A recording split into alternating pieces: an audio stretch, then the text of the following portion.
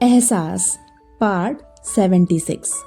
अद्विका, आपको पता है आज मैंने एक राजकुमारी की कहानी पढ़ी है जिसमें वो एक जंगल में खो जाती है और वहां उसकी मुलाकात उसके राजकुमार से हो जाती है। वेदिका अद्विका को देखकर कहती है, सच्ची मम्मा?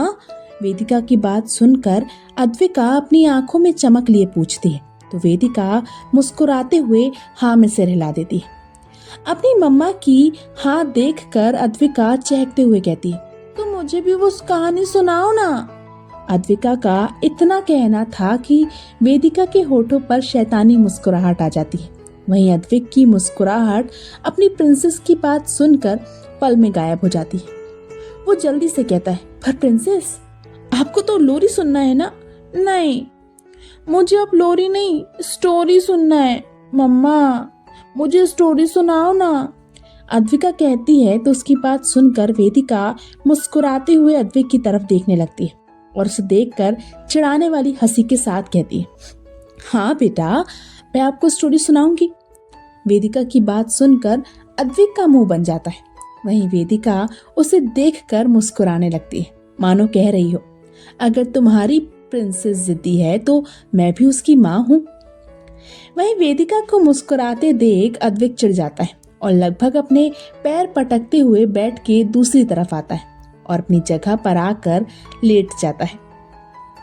वहीं अद्विक की हरकतों को देख वेदिका का मन खुलकर हंसने का कर रहा था। इन दिनों उसे अद्विक को हराने में बड़ा मजा आ रहा था, मगर वो जैसे तैसे खुद की हंसी को रोक लेती है और अद्विका को थपकी देते हुए कहानी सुनाने लगती है।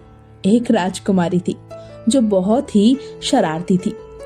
वेदिका की आवाज सुनकर अद्विक करवट लेता है और उसकी तरफ देखने लगता है। वो महसूस कर पा रहा था कि वेदिका की आवाज बहुत अच्छी थी। उसके मुंह से गाना ही नहीं बल्कि कहानी भी बहुत अच्छी लग रही थी। ना जाने कब वो वेदिका की आवाज में खो जाता है और धीरे धीरे उसकी आंखें बंद होने लगती हैं। और फिर वो राजकुमारी अपने राजकुमार के साथ खुशी खुशी रहने लगी। वेदिका स्टोरी खत्म करते हुए कहती है और अद्विका की तरफ देखती है जो अपने डैडी के सीने से लगकर चैन की नींद सो रही थी।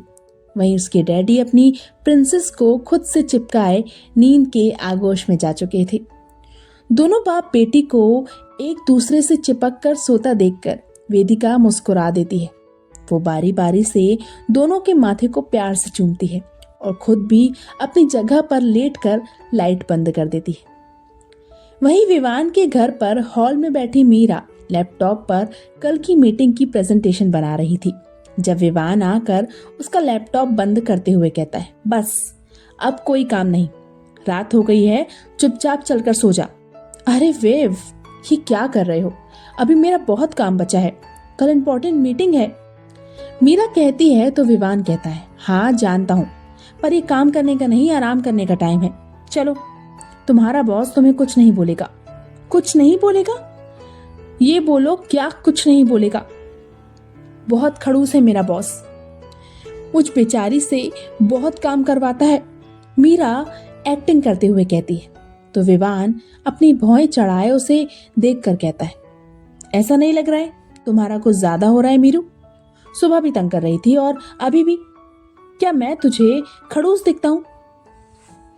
अरे नहीं वेव, क्या तुम क्या बोल रहे हो? मैंने तुम्हें थोड़ी, अपने उस खड़ूस बॉस को खड़ूस बोला है। खुद को वीएम कॉर्पोरेशन का बॉस समझता है और मुझ पर कितने अत्याचार करता है। मीरा कहती है तो उसकी बात सुनकर विवान भी एक्टिंग करते हुए कहता है, मेरे भी हालत तुमसे कुछ अलग थोड़ी है मीरू। विवान का ये कहना था कि उसकी बात सुनकर मीरा के कान खड़े हो जाते हैं। वो उसकी तरफ देखने लगती है।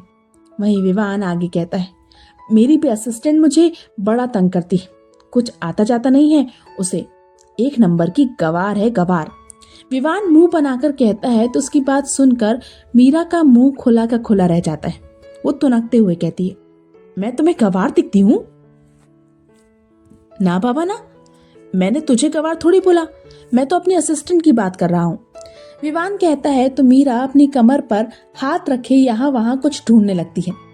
वहीं मीरा की इस हरकत को देखकर विवान समझ जाता है कि आगे उसकी पिटाई होने वाली है। इससे पहले उसकी धुनाई होती विवान वहां से भागने में ही अपनी भलाई समझता है, मगर इससे पहले कि वो वहां से भाग पाता, मीरा अपनी फुर्ती दिखाती है और विवान का हाथ पकड़ उसे अपनी ओर खींच लेती है। यूं इस तरह मीरा के अचानक खींचने से विवान संभल नहीं पाता और मीरा को लिए पीछे सोफे पर गिर जाता है। अब आलम यह था कि सोफे पर मीरा और मीरा के ऊपर विवान, दोनों ही एक दूसरे के बेहद करीब थे, इतने कि दोनों को ही अपने चेहरे पर एक दूसरे की सांसें महसूस हो रही थी। दोनों के होंठ जो कब से चकर चकर किए जा रहे थे, एक दूसरे से लड़ रहे थे, बातों के जरिए एक दूसरे को शिकस्त दे रहे थे, वो अब चुप थे। हॉल की उस मध्यम रोशनी में दोनों के दिल अपनी ही लय और ताल में नाच रहे थे, करीबी इतनी कि 1 इंच का फासला खत्म होने पर होठ मिल जाए, और नजरें उनका तो पूछो ही मत, ना जाने कितनी देर से उलझी हुई थी आपस में।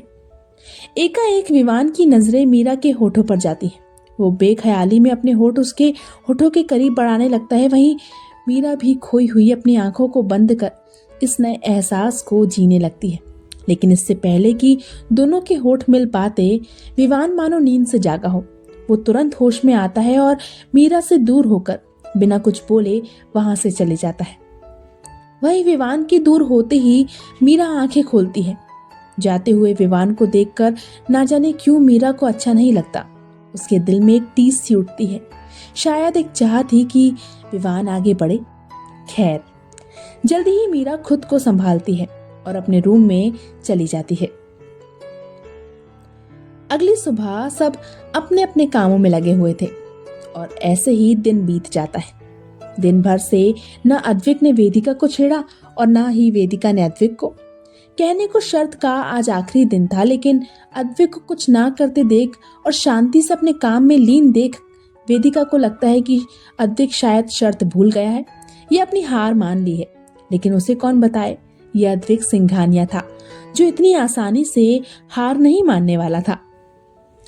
अब आगे क्या होगा ये तो नेक्स्ट पार्ट में पता चलेगा, तो बने रहिए मेरे साथ और पढ़ते रहिए। आरज़ू तेरे प्यार की जारी है। तो चलिए, आज का पार्ट यहीं समाप्त होता है और जल्दी ही मिलते हैं इसके अगले पार्ट के साथ। तब तक के लिए प्लीज अगर स्टोरी पसंद आ रही है तो मुझे सब्सक्राइब कीजिए, वीडियो को लाइक कीजिए, शेयर कीजिए, कमेंट कीजिए। और हाँ, अगर वीडियो में कोई भी कमी नजर आ रही हो तो प्लीज मुझे अपनी बात बताइए ताकि मैं उसे सुधार कर सकूं।